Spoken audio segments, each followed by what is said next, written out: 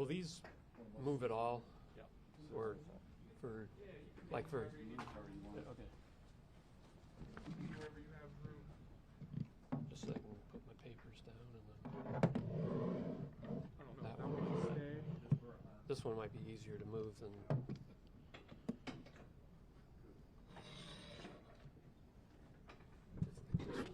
Yep. maybe here. Will it stay? Can you hook it in that way? Yeah. Cool. Does that work? Is that good? Yeah, I think that'll work. Just in case.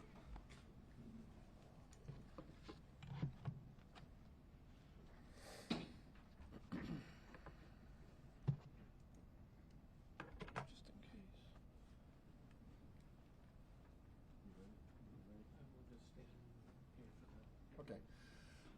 Just right before we started, just a quick reminder, if you have a phone on you, silence it please so we don't have any hiccups or interruptions. And then with that, we'll get started here. I am Sergeant Steve Headley, the Public Information Officer with the Mishawaka Police Department. We're here today to discuss the incident that happened at the Karl King Tower early Tuesday morning involving the South Bend Police Department. With me here today is Sheriff Bill Redmond of St. Joseph County, St. Joseph County Prosecutor Ken Cotter, Mishawaka Police Department Chief Alex Arndt, Mishawaka Police Detective Captain John Yoder, St. Joseph County Police Detective Captain Aaron Santa, St. Joseph County Detective Parmalee, and Mishawaka Police Department Chief of Detectives Timothy Wiley. With that, I will hand it over to Chief Arndt, and he will begin the process.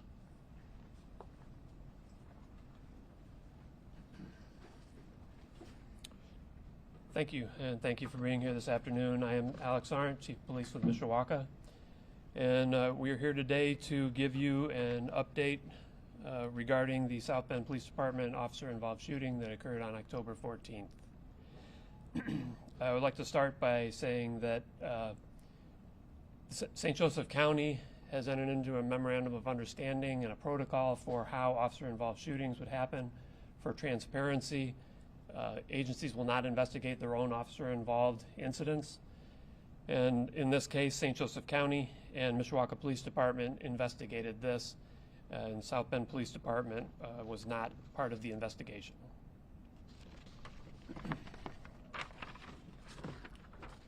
We have a slideshow for you that you can follow on behind me. I'm trying to try and hit some of the high points of the investigation and what was used to present this case to the prosecutor's office for review.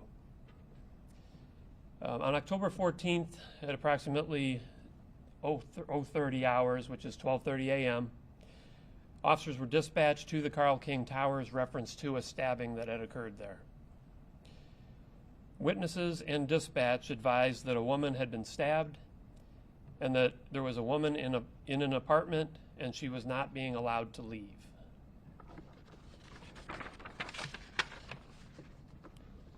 Officers were able to speak with a couple of witnesses, and the first witness told officers that there was a female that had contacted her saying that she needed help. She had knocked on this woman's door asking for help regarding an injury to her bleeding hand that she had been stabbed. She also had advised that there was a male that was holding another female hostage in an apartment with 2 knives. This witness said that she knew the second victim that was supposedly being held hostage in the apartment, and that she heard a male that was screaming from inside the apartment. The first victim that had contacted this witness left the scene prior to officer arrival. A second witness was contacted, and the statement coincided with that of the first witness.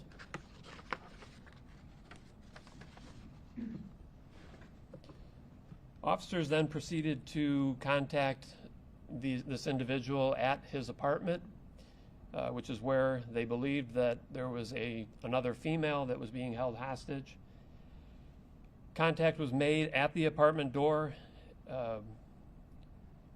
with information that he was armed with a hammer and with a knife.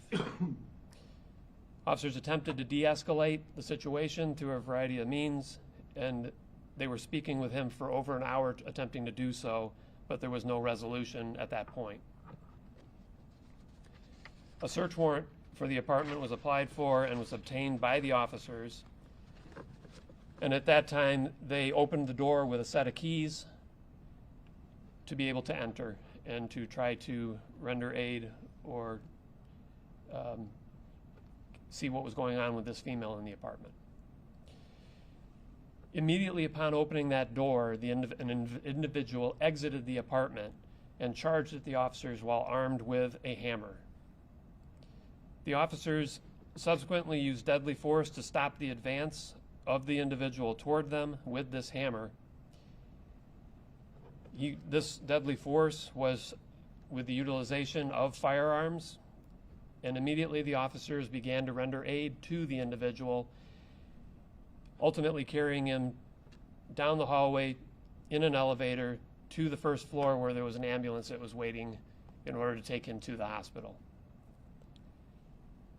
The individual was pronounced deceased at approximately 2:45 in the morning at the hospital.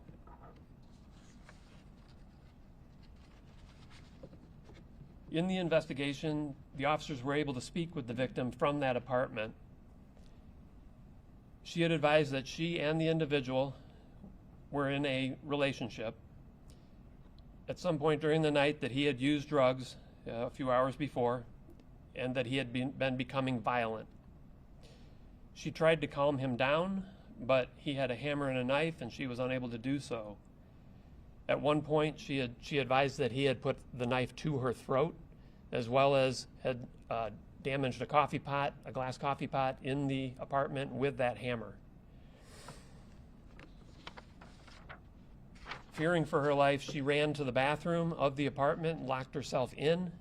She advised that while she was in the bathroom that the individual had attempted to get into the bathroom by kicking in the door and by various means. Officers doing the crime scene investigation found that there was damage to the outside of the door, as though somebody had been trying to get into that bathroom.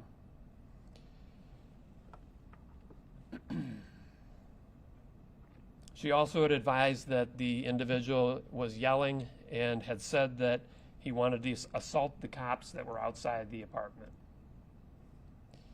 She ultimately stayed in that bathroom until the cops were able to get into the apartment and come to her aid. At this point, we have body cam footage of the incident that we're going to show to you. I do want to say that because of the nature of the event, we will be showing you the victim coming out, or the individual coming out of the apartment, and that video is stopped as the gunfire begins. For the gunfire portion of that, we have an audio clip that we will play for you so that you will be able to hear that, but not see the actual individual.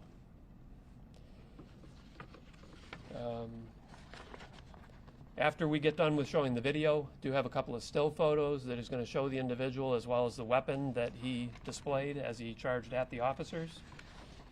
And then we'll identify the subject as well as the officers that were involved in the event. If you want to go ahead and play the first video.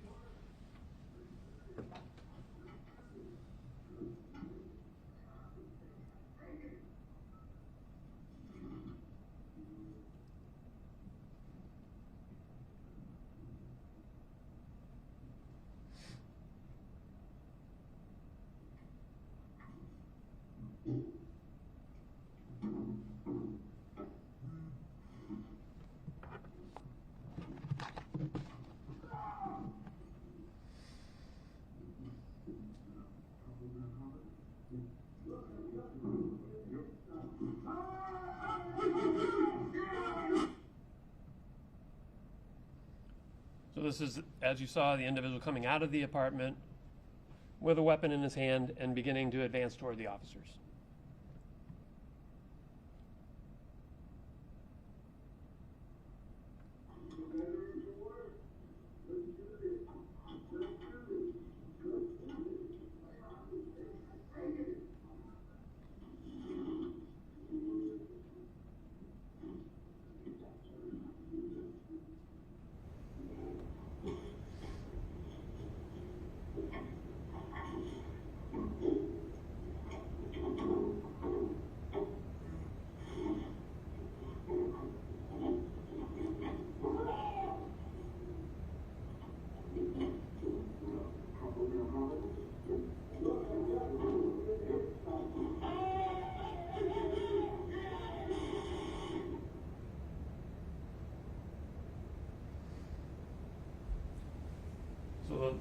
The audio there at the end was the sound of the gunfire. What you're seeing here are a couple of still shots of the individual as he exits the apartment. You can see that he has a claw hammer in his hand, and then he is advancing toward the officer, who you can see at the top has his arms displayed.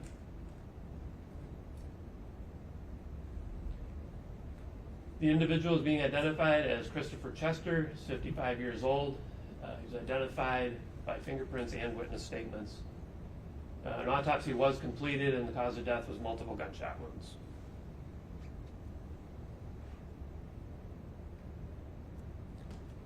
South Bend officers that were directly involved in the incident were Greg Howard, Austin Minix, Sean Ryan, and David Stepanowski.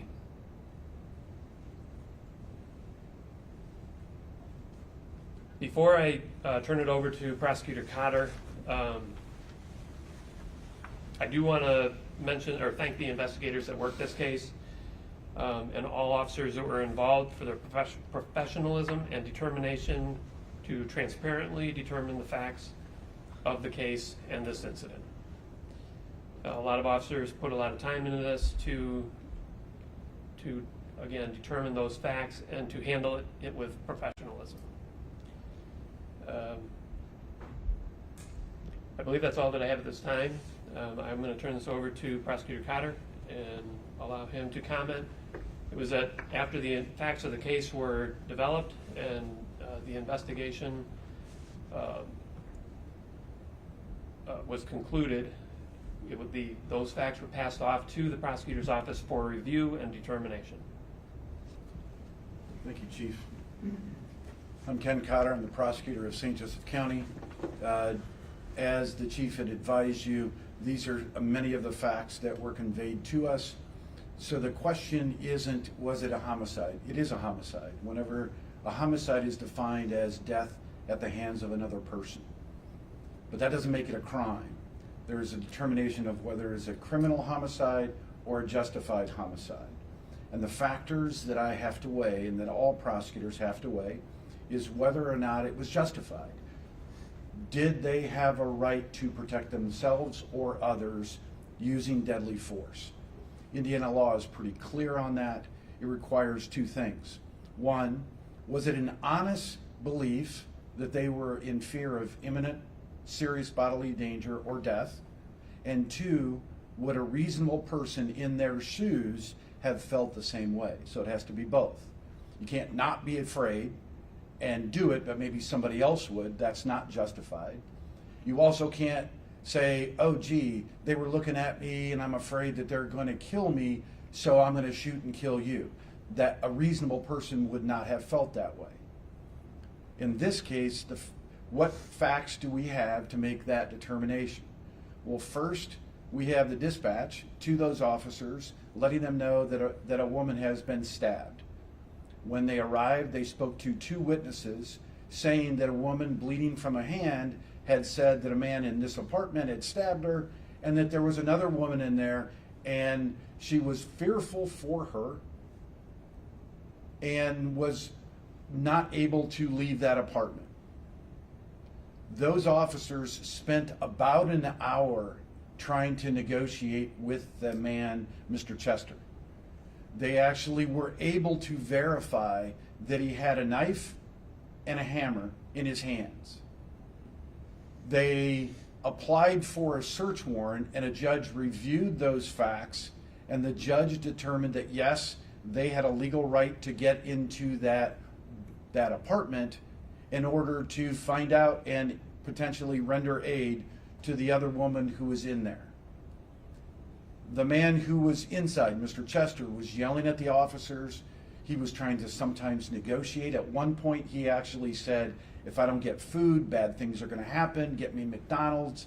The officers actually got McDonald's and went outside his window and showed him a bag of McDonald's. I know you didn't put that in the slide, but the officers took a variety of steps to try to de-escalate this, and that didn't work. And so 2 minutes after they obtained that search warrant, they got the keys and they opened the door, and you were able to see what Mr. Chester did. So the question is, would a reasonable person in those officers' shoes have been in fear of imminent serious bodily injury or death? And I think the answer is clearly it was. Two of those 4 officers discharged firearms. One officer with a rifle, he fired 4 times. One officer with a handgun, he fired 4 times. Another officer fired pepper balls. The pepper balls obviously didn't stop him. I think you can even see the cloud at the end. Instead, he continued to come towards that officer with that hammer. Based on all of those facts that those officers had, it is clear that their actions were justified. And it's unfortunate that those officers had to do that. Frankly, watching their interviews and how broke up they were that they had to do that was heart-wrenching from my standpoint. What I was most impressed was not how well they did what they tried to do, which I thought they did very well, but the actions afterwards. Immediately after he went down, I know it's not on the video because we didn't want to show the shooting itself, but immediately afterwards, they kicked the hammer away, and immediately they are rendering aid to Mr. Chester. There's pepper spray in the hallway. They pick him up and carry him downstairs where an ambulance had been staged to try to save him. They're talking to each other. How can we help this guy? To go from this guy is trying to seriously injure me or kill me to I'm going to try to save you was very impressive. We have good law enforcement officers in our community. There are some that we have to work with, but I got to tell you, for the vast majority, the officers who were involved here, I thought did a very good job. I am very pleased with the work that the county police did and the Mishawaka police did in investigating this. Nobody was trying to hide anything. When any of the videos, the body cameras, any of the information was requested from the South Bend Police Department, they did an outstanding job of getting it when we needed it. Didn't try to hide anything, didn't try to explain anything, and let our professionals do their job. It is a very sad day whenever anyone dies, but it doesn't mean that somebody is criminally liable. And in this case, the officers did what we would hope officers would do, try to save people both before and afterwards.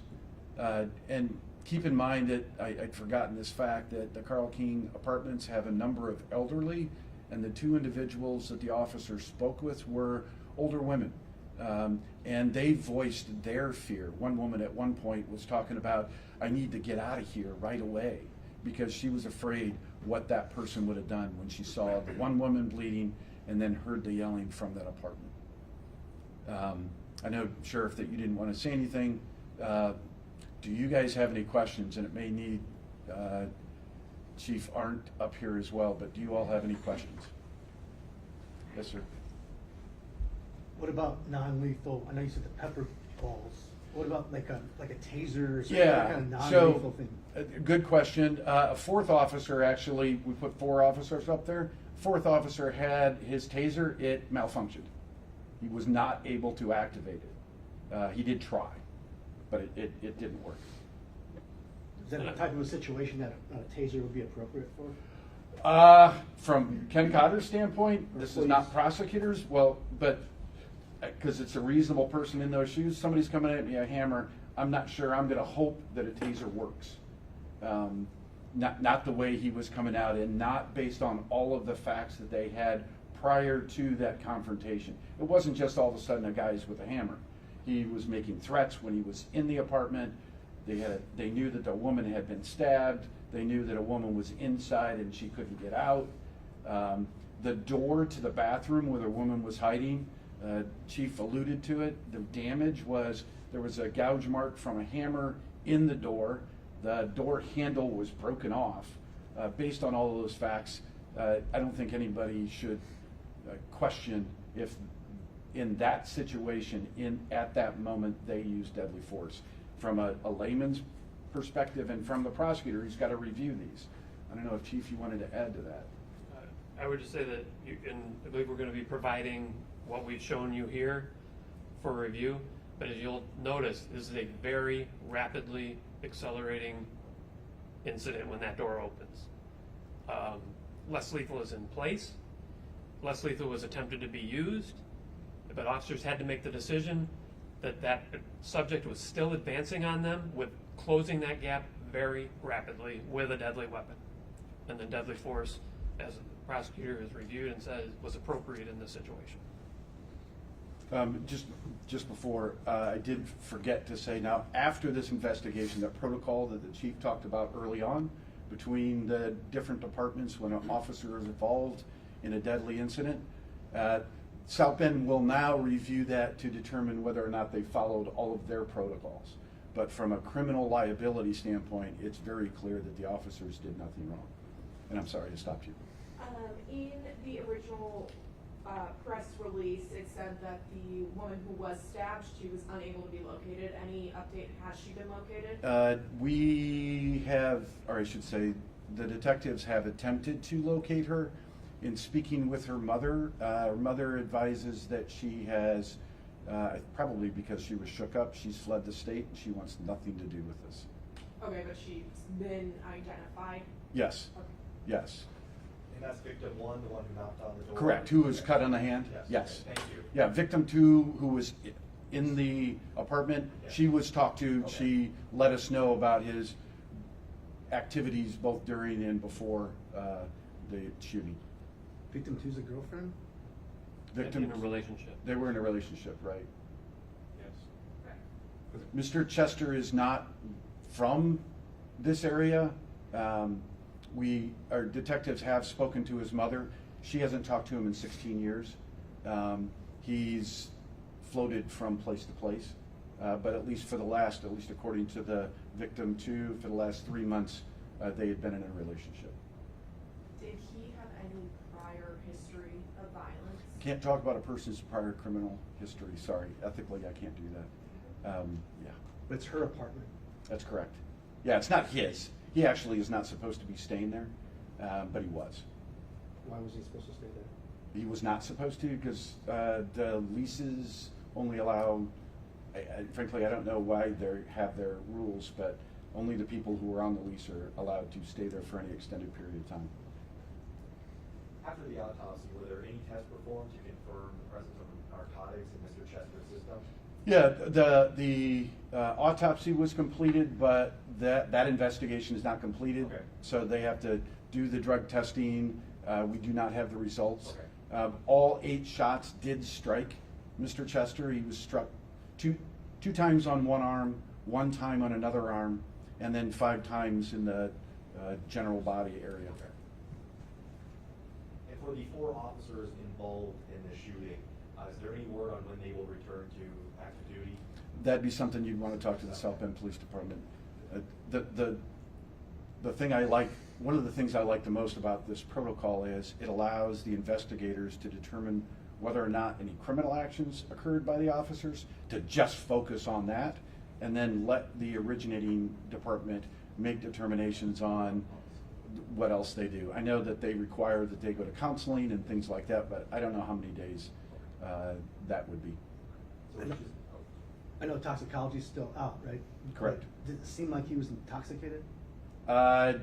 Listening to the hour of attempted negotiations, he was not in the mind that you and I would be in. I'll just put it that way. Was Maybe he- there's mental illness and then there's drug use. Again, sometimes you can't tell the difference between the two. His mother had some concerns about his mental health, but there was no formal findings that he was suffering from any mental illnesses.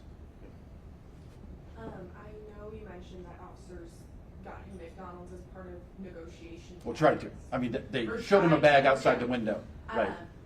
Can you speak on what other negotiation tactics were used? I think it's not a good idea that they do that because there are No, things that you I guys. think that's part of the policy and procedures related to the South Bend Police Department, and that's something that you can contact them regarding. It's not appropriate for me to comment as a Mishawaka Police Department as to another agency. Any other questions? Is that what you meant, was not appropriate for him to talk about South Bend Police's policy? I think it's not a smart move for all of us to know how the police are going to solve something, especially when there's a violent act that potentially did occur and can occur in the future, because otherwise people can kind of get ready for those and respond negatively. But I also agree with that's a South Bend decision, not Mishawaka's. Yeah, the Mishawaka Police Department and St. Joseph County Police Department's purpose in this investigation was to determine the facts of what did happen, and then present them to the prosecutor's office for review. Is the woman whose apartment it was at Karl King, is she still staying there? I do not know. Do you know? The scene's been released, so that's her apartment. Whether she's still staying there, I don't know. Do we have her age? I do not know. Rebecca, do you know her age? She's in her 70s. The victim, too? The victim who was in the bathroom? Correct. In her 70s. Do we have an age for victim 1? She was younger, 30s? Under 20. Under 20? I know she wasn't like a 15-year-old, but okay.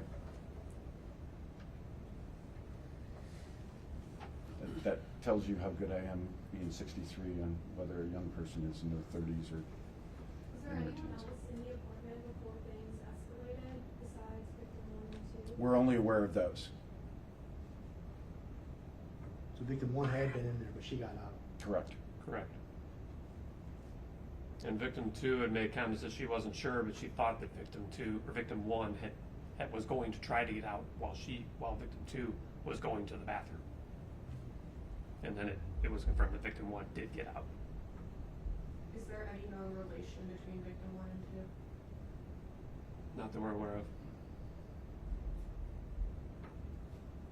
Any other questions? Again, Chief, thank you for your investigation. Sheriff, thank you for the investigation. This will now be turned over to the South Bend Police Department, and they will review the protocols and the actions of the officers. Have a good evening.